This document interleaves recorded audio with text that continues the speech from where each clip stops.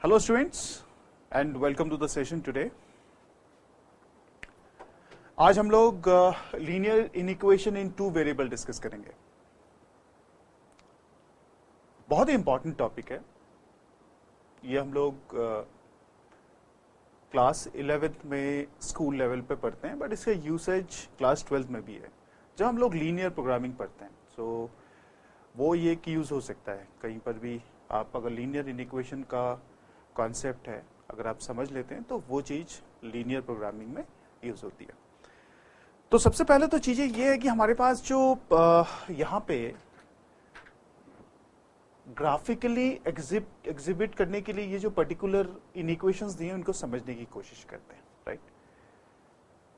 और जब भी हम solution of linear inequation in two variables की बात करते हैं तो हम लोग उस पर्टिकुलर सोल्यूशन सेट की बात करते हैं, ठीक है। दो चीजें, एक तो सोल्यूशन सेट होता है। सोल्यूशन सेट का मतलब होता है कि बहुत सारे सोल्यूशंस है ना। सोल्यूशन सेट की बात करते हैं तो बहुत सारे सोल्यूशन। तो इस केस में वेरिएबल्स हैं एक्स एंड वाई, तो इसका मतलब we are talking about the points. तो एक्स और वाई की बहुत सारी वैल्यूज होंगी, मतलब वो हमेशा कॉम्बिनेशंस में होंगी। X comma y, x comma, बहुत सारे वैल्यूज हो सकते हैं। सोल्यूशन सेट की बात करते हैं। उसके बाद हम बात करते हैं एक तो हमारा सोल्यूशन सेट हो गया। इसके बाद इस सोल्यूशन सेट को हम ग्राफिकली रिप्रेजेंट भी करते हैं। भाई कहां पे ये सोल्यूशन फिट बैठता है, ग्राफिकली हम ये देखते हैं कि कहां पर ये ग्राफिकली ये सोल्यूशन सेट फिट बैठता है। That is very important for us.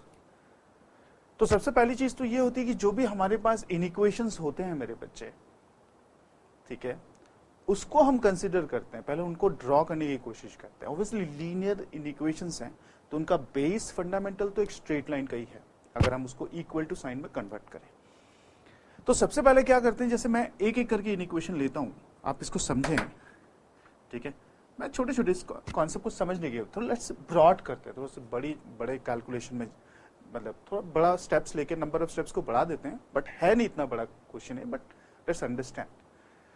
जैसे मैं कहता हूं x plus y is equal to 5, ये मेरा पहला इक्वेशन, ठीक है, राइट। इक्वेशन मैंने क्यों कहा, क्यों मैंने इक्वल टू साइन ले लिया, just to draw the line.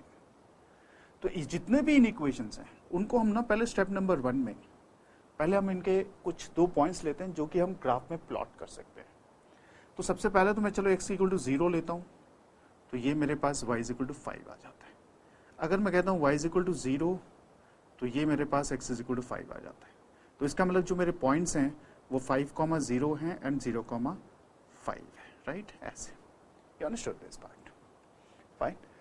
इसी तरह से ये मेरा इक्वेशन नंबर 1 था, ठीक है ना।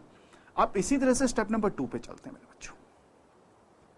स्टेप नंबर 2 पे क्या होता है, स्टेप नंबर 2 में again we have one more equation, you can see that is 4x plus 4, y is equal to 4 rather. और हम यहाँ पे x इक्वल टू 0 डालते हैं मेरे बच्चे, y इज इक्वल टू 4 आ जाता है। y इज इक्वल टू 0 डालते हैं मेरे बच्चे, x इज इक्वल टू क्या आ जाएगा, 1 आ जाएगा, right. This is what we have. So what is the point we have, x की वैल्यू 0 डाल दी तो ये पॉइंट मेरे पास एक 0,4 आ गया मेरे बच्चे, और एक मेरे पास आ गया 1,0, राइट। ये आप देख सकते हैं। This is step number 2। मतलब मैं स्टेप वाइज कर रहा हूं just to make the line, ठीक है। स्टेप वाइज समझा रहा हूं मैं आपको। स्टेप नंबर 3 पे बात करते हैं, तीसरे वाले पे चलते हैं। 5y इज इक्वल टू 5 कर लेते हैं मेरे बच्चे, ठीक है। तो इसका मतलब ये हुआ कि आप यहाँ पे x इक्वल टू 0 लेते हैं मेरे बेटा, x इक्वल टू 0 लेते हैं तो आपके पास y इसमें 1 आ जाता है। अगर आप y इक्वल टू 0 लेते हैं तो x इज इक्वल टू 5 आ जाता है। तो आपका जो आंसर बनता है वो 0,1 बनता है और ये 5,0 बनता है मेरे बच्चे, ठीक है। तो एक पॉइंट आपके पास ये आ गया, एक पॉइंट ये आ गया, एक पॉइंट ये है, एक पॉइंट ये है, एक पॉइंट ये है, एक पॉइंट ये है, राइट। ऐसे लेते हैं लोग। नाउ इसके बाद मैं इसको थोड़ा सा और एनालाइज करता हूँ। स्टेप नंबर 4 पे मैं दूसरा वाला जो तीसरा, ये चौथा लाइन है, सॉरी, इसको लेते हैं। चलो मैं इक्वेशन नंबर 2 ले लेता हूँ इसे, मैं इक्वेशन नंबर 3 ले लेता हूँ, right. x is equal to 4 की बात करें तो ये एक स्ट्रेट लाइन होगा जो पैरेलल टू y एक्सिस होगा। इसी तरह से हम स्टेप नंबर 5 लिखते हैं मेरे बच्चे। मैं स्टेप्स वाइज लेकर आ रहा हूँ, एक एक करके हम इनिशियली सॉल्व करते हैं। हमारे पास टाइम की कोई प्रॉब्लम नहीं है, let's understand this part, that is important, ठीक है। सो y इज इक्वल टू 3, ठीक है ना। अच्छा ये 3 था तो ये 4 कर लो, कोई नहीं, इसे 5 इक्वेशन लिख लो बेटा, इक्वेशन नंबर 5 लिख लिया आपने, है ना बच्चों, 5 लिख लिया।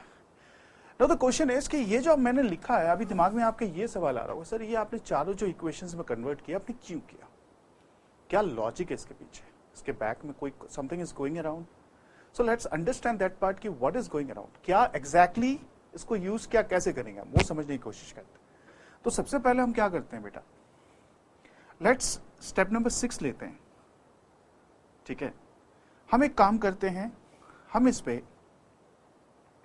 एक एक्स एक्सिस पे, चलो ये हमने लाइन को ड्रॉ किया, ठीक है ना, ये एक्स एक्सिस हो गया और ये वाई एक्सिस हो गया, right. Let's understand this part, है ना, वाई एक्सिस हो गया, ठीक है। तो यहां पे ना पॉइंट्स डालते हैं बेटा, अब देखो 1, इसको लेते हैं 1, ठीक है, 1 2 3 4 5, राइट, ऐसे लेते हैं, ठीक है। जब मैं इसको थोड़ा सा और बड़ा कर देता हूं तो एक काम ये कर सकता हूं, मैं इसको थोड़ा साइड में लिखता हूं जिससे कि मतलब और भी थोड़ा समझ में आए, मैं यहां कर देता हूं, ठीक है। चलो स्टेप नंबर 6 ले लेते हैं। मैं यहां पे इस चीज को कुछ ऐसे लेता हूं मेरे बच्चों, है ना, ऐसे लेते हैं, क्योंकि कोई नेगेटिव वैल्यू तो है नहीं, तो हमारे लिए कोई इशू नहीं है, ठीक है, कोई इशू नहीं, नेगेटिव वैल्यू तो कोई है नहीं, तो इसको मैं थोड़ा सा यहां लेता हूं, चलो, है ना, ऐसे लेते हैं, राइट, इस तरह से यहां से लेते हैं, मैं इसको ऐसे लेके जाता हूं, है ना। ये मेरा y है बेटा, ये मेरा x है, ये मेरा ओरिजिन है, ये मेरा x डैश है, ये मेरा y डैश है बच्चे, ठीक है। तो यहां पे पॉइंट्स को हम डालते हैं, क्या क्या हमारे पास पॉइंट्स है आप देख सकते हैं बेटा। अच्छा मैं 2 के डिफरेंस में ले लूं, 1 2 3 4, दिस इज 5, राइट। तो ये पॉइंट्स हमारे पास आ गए, you can see that. Okay, तो मैं इसको नंबर कर देता हूँ 1 2 3 4 5 मेरे बच्चे, है ना। इसके बाद यहाँ पे जो मेन फंडामेंटल है उसको हम समझेंगे, पहले हम लाइन को ड्रॉ कर लेते हैं बेटा, ये मेरा 5 है, ठीक है ना, तो एक 5 भी तो है ना, तो इसको मैंने 5 ले लिया, तो ये आपका 1, ये आपका 2, ये आपका 3, ये आपका 4, ये आपका 5 आ गया बेटा, ठीक है। नाउ अगर मैं 5,0 लिखता हूं तो ये मेरा 5,0 है, एक लाइन तो मेरा ये आ गया, और एक 0,5 है, 0,5 क्या है बेटा, ये है मेरे पास, ठीक है। ये वाली पार्ट कुछ ऐसे ले लें, लाइन को स्ट्रेट लाइन ले लेते हैं, है ना, इसको ऐसे ड्रॉ कर लेते हैं मेरे बच्चे, ठीक है, इस तरह से। इस इक्वेशन को मैं एक काम करता हूं, मैं इसको ऐसे लेता हूं, ये मेरा x plus y is equal to 5 है बेटा, ठीक है, ऐसे। इसी तरह से मैं बात करता हूं 0,4 की, तो ये मेरा 0,4, ये मेरा 1,0 है मेरे बच्चे, है ना। इसको फिर से मैं एक काम करता हूं, मैं ब्लू से लिख देता हूं, तो ये आपके पास कुछ लाइन ऐसे बन, तो अब जब ग्राफ में ड्रॉ करोगे तो प्रॉपर ड्रॉ हो जाएगा, ग्राफ में एक्सेस प्रॉपर रहते हैं, तो आप उस जो आपकी यूनिट्स हैं उनको आप कैलकुलेशंस करके जब बनाते हो तो ऑब्वियसली वो सही हो जाता है, ठीक है। उसके बाद मेरे बच्चों एक 0,1 है, तो कहने का मतलब ये 0,1, अच्छा मैं इस पॉइंट को लिख भी देता हूँ जिससे कि चीजें और क्लियर हो, तो 0,4 है, ये मेरा 1,0 है, ठीक है। तो एक 5,0, एक 0,1, 5,0 0, यहाँ तो चलो कॉमन आ गया, तो मैं कहने का मतलब मैं यहाँ पे कुछ ऐसे ले लेता हूँ बेटा, ये मेरा हो जाएगा, ठीक है, ऐसे। तो this is what, this is 5,0 0,1, this is x plus 5y is equal to 5, right, ऐसे लेते हैं बेटा, ये मेरी स्ट्रेट लाइन। और इस स्ट्रेट लाइन के बारे में क्या था ये भी लिख लेते हैं, कोई बात नहीं, ये मेरा 4x plus Y equals to 4, ठीक है बेटा, ऐसे देख रहे हैं आप। तो ये जो कैलकुलेशंस की हम जनरल स्ट्रेट लाइंस बनाते हैं तो ऐसे बनाते हैं, है ना। उसके बाद एक और है, वो है x इज इक्वल टू 4, कहने का मतलब आप लाइन को ऐसे ड्रॉ करते हैं, x इज इक्वल टू 4 से पास होता है, तो ये x इज इक्वल टू 4 आ गया बेटा, this is x is equal to 4 बेटा, है ना। y इज इक्वल टू 3, ऐसे, तो ये आपका y इज इक्वल टू 3 आ गया मेरे बच्चे, है ना, ये हो गया, राइट। नाउ ये चीज आप जो देख रहे हैं, इसमें अभी सोल्यूशन सेट कैसे निकालेंगे, ये हमारा मेन मुद्दा है भाई। कौन सा पार्ट कॉमन होगा ये हमें देखना है। तो एक चीज तो आप ये देख सकते हैं कि आप अगर x प्लस वाई लेते हैं, x plus y less than equal to 5 की बात करते हैं, मतलब इस इक्वेशन की बात करूं, अगर इन्हें से इन इक्वेशन में कन्वर्ट करते हैं, तो हमेशा एक चीज याद रखिएगा बेटा, ठीक है, ऐसे सवाल पे हमें पता नहीं चलता है भाई कौन सा points, which are the points which will be satisfying this in equations, we don't know, right, हमें नहीं पता।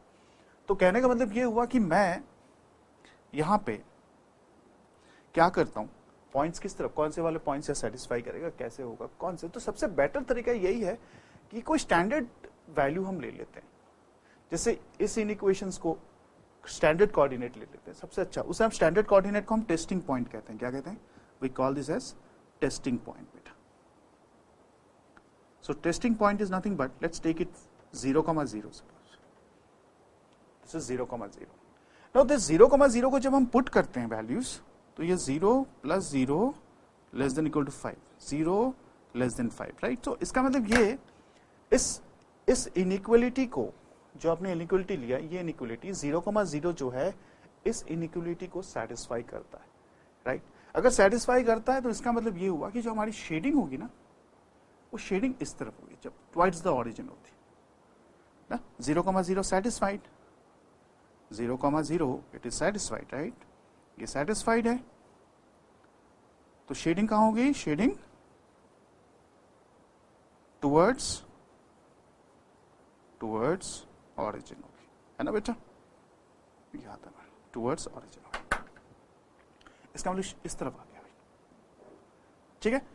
इसी तरह से अगर हम लोग सेकंड वाली की बात करें, ये तो हमारा फर्स्ट इनइक्वेशन था, अगर हम सेकंड इनइक्वेशन की बात करें, तो ये 4x + y is less than equal to, या क्या था बेटा? Greater than equal to 4, right. ये क्या था? हाँ, ये ग्रेटर देन इक्वल टू 4 है, ठीक है ना। 4x + y is greater than equal to 4। यहां पे फिर से हम लोग क्या करते हैं? फिर से हम लोग टेस्टिंग पॉइंट 0 लेते हैं, x = 0, y = 0, ठीक है। तो यहां पे सब्स्टिट्यूट कर दो, 4 × 0 + 0 बेटा, greater than equal to 4, 0 is greater than equal to 4। इसका मतलब ये गलत है, so this will be not satisfied, right. अगर ये सेटिस्फाई नहीं कर रहा है 0, 0, that means this line right hand side, इसका हमारा शेडिंग जाएगा, shading will go like this, है ना। Can you see that? ऐसे शेडिंग जाएगी बेटा, इसकी शेडिंग ऐसी जाएगी। ये वाली शेडिंग क्या थी? ऐसे आ रही थी, है ना बच्चे, इस तरह की शेडिंग थी, तो शेडिंग इस तरफ जा रही, ठीक है। इसी तरह से हम तीसरे वाले को भी अगर स्टार्ट करें, इसको भी देखेंगे तो शेडिंग हमारी, ठीक है, इसको भी थोड़ा सा देख लेते हैं, ये भी शेडिंग हमारी ऐसे जाएगी।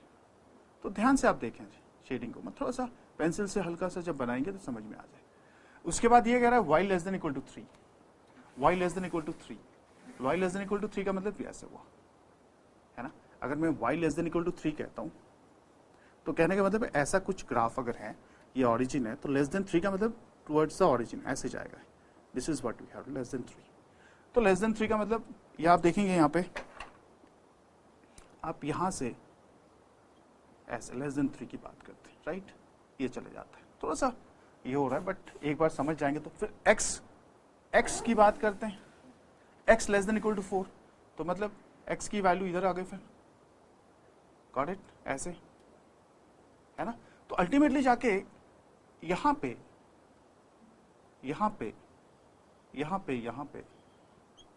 राइट, देख रहे हैं आप, कुछ कॉमन पार्ट्स आ रही है मेरे बच्चे, है ना, ये कॉमन पार्ट्स आ रही है ना, ठीक है।